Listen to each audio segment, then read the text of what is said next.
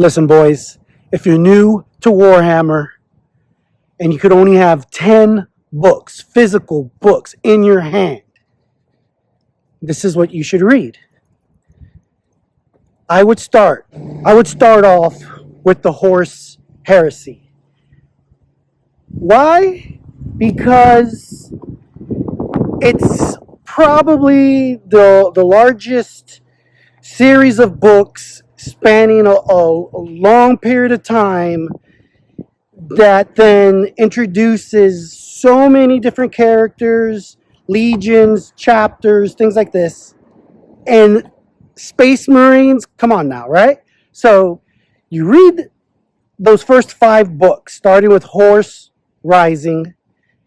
Then you get into False Gods, Galaxy in Flames, The Flight of the Eisenstein, and then the 5th book is called Fulgrim. And these books are like 400 pages, right? I think Fulgrim's like 500 pages.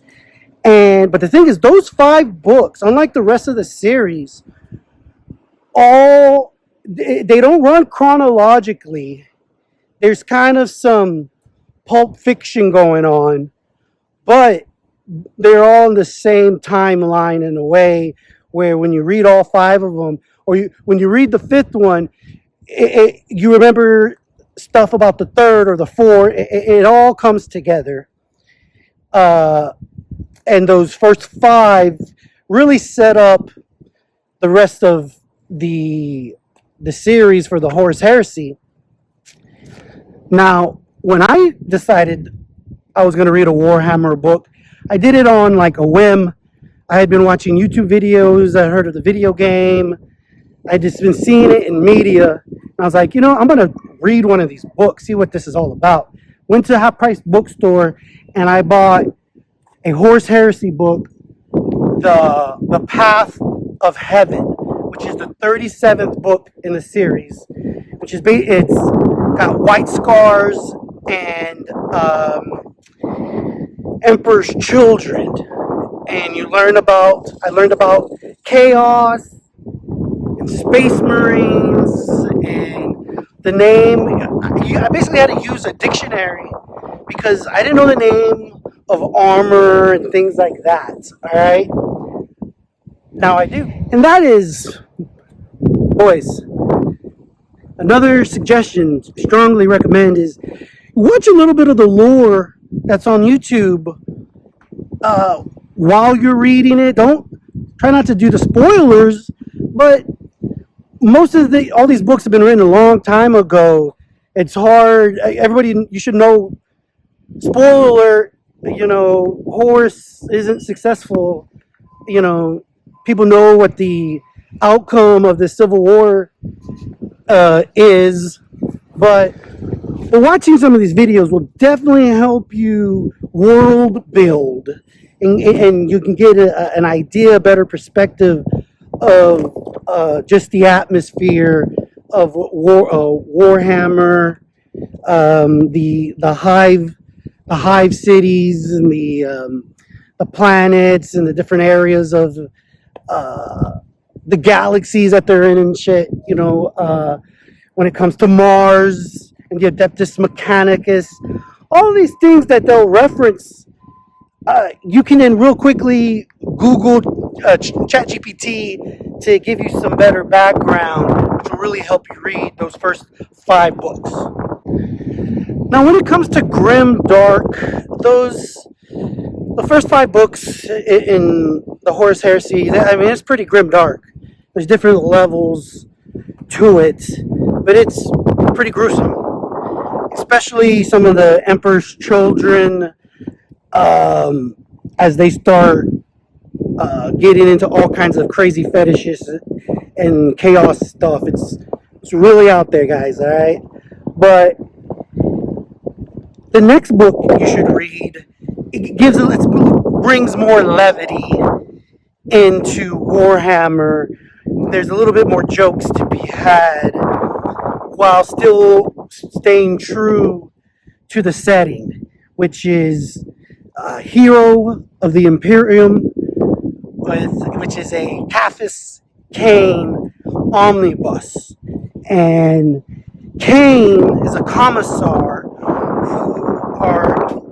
who play important roles. A commissar plays an important role in basically the military of the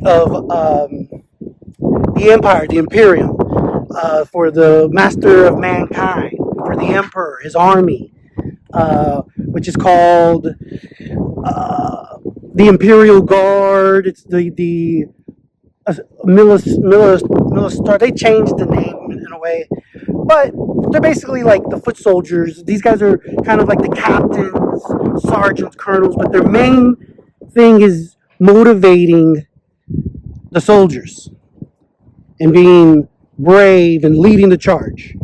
And the irony of this book and the character, Capheus Kane, is that he's lauded as being a hero, the bravest man, greatest commissar, and yet it's not, it's all propaganda that he has to live up to in a lot of cases, even though he doesn't want to, because he's scared. His retreats end up turning into somehow victories.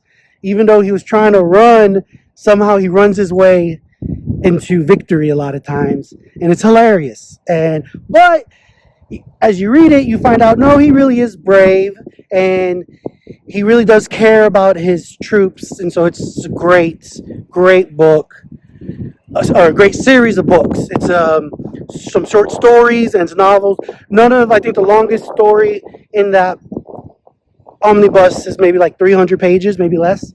So strongly recommend Hero of the Imperium, Capheus Kane.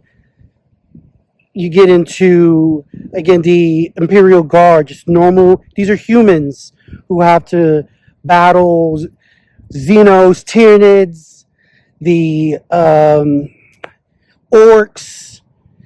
They have to battle Necrons. It's crazy. Book 7, another omnibus, Night Lords, okay, by Aaron Dembski Bowden, one of my favorite authors.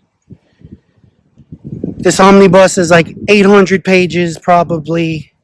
It's got 3 books plus some short stories.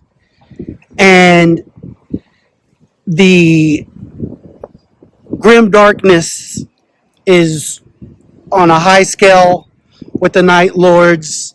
They're murderous bastards, okay? They kill for fun.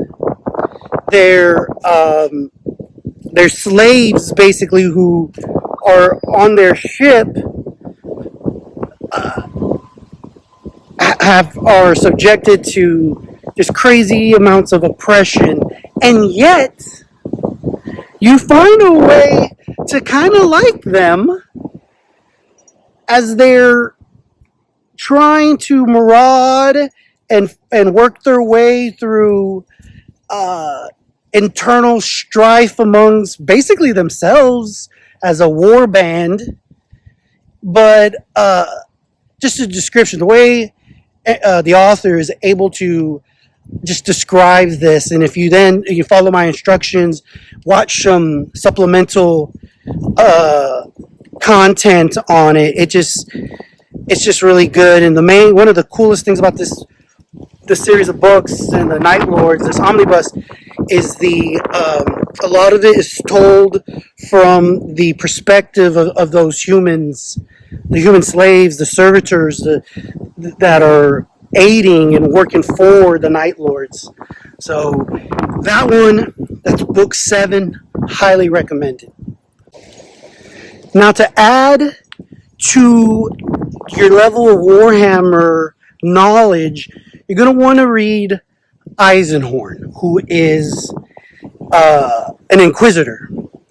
And there's different types of Inquisitors, and this is not the video to learn about all that. Like I said, watch some lore content and you can find out. But this guy it's basically a detective. It's like Indiana Jones meets Sherlock Holmes in Warhammer, going on adventures, trying to hunt down the Xenos and mutants, and basically the Emperor's enemies. And he has a retinue, his crew, who you read and learn, and you learn which makes this is by, I think, Dan Abnett. The characters are just so rich. You really care what's going on by the time you're finishing up the third novel, and it's grim, dark as well. All kinds of mayhem and murder, and Eisenhorn has to navigate not just the enemy, the foreign enemy and the Xenos, but then the enemy within, his own traitorous leaders within and his rivals within. And it just makes for a great story, and it helps expand the you as a beginner, someone who's just been reading these other books. It helps bring just a better understanding of Warhammer and some of the other characters, not just the individual character, but just the type, the Inquisitor, right? Because when you read the first 5 books of the heresy, there's not a lot of Inquisitors in those stories. All right, for our 9th entry, we're going to look at The Founding by Dan Abnett, another omnibus, which documents Gaunt's ghost.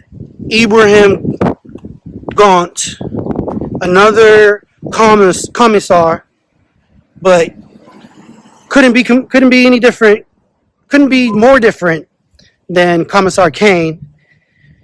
Gaunt, and people always say, well, what's so great about these books? And man, it's just the fiction, the level of just storytelling, the way Dan Abnett, when you read the Founding, there's a novel, but then there's short stories that have that are particularly meant, that you could tell, to build the characters, so you know who these different characters are. There's short stories specifically dedicated not even to Gaunt, but his ghosts, so you know these people. So as you move on into the omnibus and read different books, you feel like you know these soldiers. You feel like you're there.